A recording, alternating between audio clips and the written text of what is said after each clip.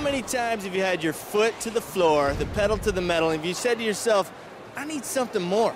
I need an overdrive. Well, that's where the people at Gear Vendors come in. Rick, how you doing, man? I'm doing great, Chris. What is going on at Gear Vendors? Oh, well, this year at SEMA, we've got the Hot Rod Drag Week winner, Danny Terzic's car, which has been a blast to have up here. We just threw some special No pun intended. Yeah, we just threw some special spotlights on it. The motor just jumps out of here like jewelry. Chip's got to get by. He'd love to see that. Right? It is popping. At any rate, we're making 1,950 horsepower on the dyno, 1,590 on the chassis dyno. This car just set the fastest lap time, fastest runs at Hot Rod Drag Week. 7.64 in the quarter mile at about 180 miles an hour? 184 miles an hour. Did every track, 5 days, 1,000 miles, towing a trailer, running the same tire, wheel, everything. Just show up to the track, drop the trailer, do 770. So wait. Right. This car was towing the trailer? Yep. Tows the trailer. Usually these things are in the trailer. Got a wheelie bar, got your wheelie bars and your hitch in the back to tow a trailer, 10-foot trailer. Yeah, that's the rules of Hot Rod Drag Week. Only crew that can work on the car has to be in the car. So we only got 2 seats. So we got driver, and we got one passenger that can work. That's it. And anything you want, any tools you want, got to be in the trailer. You got to be in the trunk. Got to be somewhere on the car. You can't trailer of a car. Yeah, it's a blast. Do 770s at every track, and these are green tracks where they had rain the week before. You know, these are not easy tracks to bust. It's not your heated up track where you can smoke no problem. This has never been done. So yeah, hats off to Terzic for pulling that one together from Pro Rides. And it's a great demonstration of our product because you got 1,590 horsepower at the rear wheels, running through a Rosler Turbo 400 Gear Vendors combination.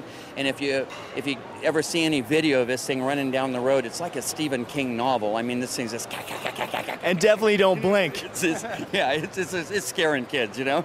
It's really too. Well, that's appropriate because it's almost Halloween here at SEMA 2007, and I know that if they're going to make another Star Wars, they're definitely going to want this as a set piece because that is beautiful. What do we got going here? Well, it's got a ProCharger F3 on it. So one of the secrets behind how we're able to do this at Drag Week is we take the belt off the ProCharger after the run, so we can run just on the motor.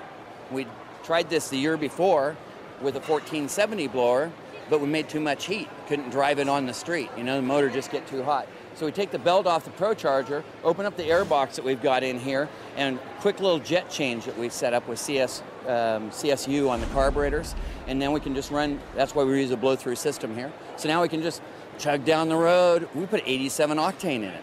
Okay, we only had pump gas 7-second car. So you've got it rolling from the turbocharger into your air box, coming out, and that thing's just dumping air into the car. That's right. Yeah. So you know, on the motor we're making almost 1,000 horsepower, right? Just over 1,000. And then with the supercharger bumping that 1,590. I'm talking rear wheel here. So have you been sitting in the car when it's made a run? No, I have not. I'm not going to sit in this car when it makes a run. I want an airline ticket if I'm going that fast. If you actually do sit in this car when it makes a quarter-mile run, make sure you have a doctor with a new spleen on hand because you might need that. This thing is so impressive. And another car you have in the booth right here is a Torino done by Steve Strope, who is a personal friend of mine, and I'm a big fan of his. Tell us a little bit about this car before we pull Steve in here. Okay. Well, I'll tell you about the mechanical side. You know, Steve is obviously all into making this thing beautiful. From the mechanical side, it runs a 4-speed top loader. So a 4-speed top loader, this is a great muscle car, tranny. This is a heavy car, right? This is probably close to 4,000 pounds. So we need a great tranny, and the top loader is a great one.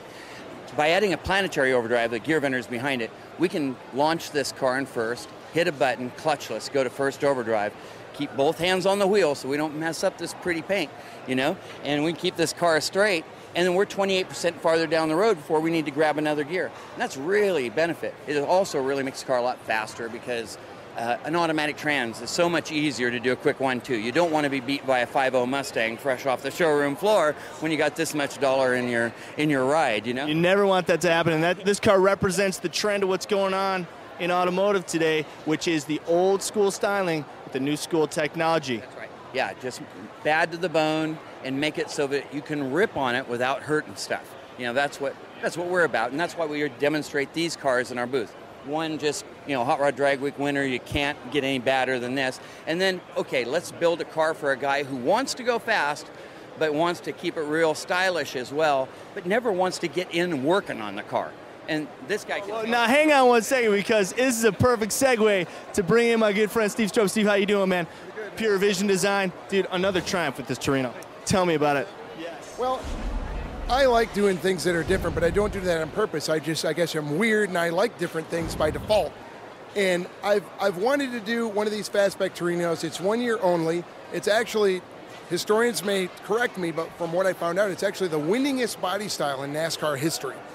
And because they outlawed the wing cars of Mopar. But go on. Well, oh dear. I've wanted to do this. I love the lines on this car. They're so characteristic and just so unique.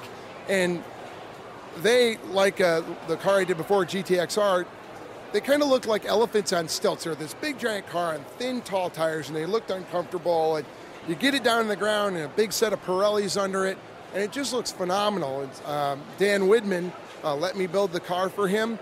And of course, it's here, and we've just had phenomenal response to it. And all the Ford guys have been really positive, and it just it allows ushering a new era in of some different body styles and come out with some creativity and some fun, not just the same old all the time. You can only look at so many 69 Camaros and 67 Mustangs. Exactly, and there's not meant to be an insult. Obviously, this car is amazing in every aspect. But it's so nice to get some fresh blood and some fresh ideas and something that shakes the troops up a little. If it brings controversy, great.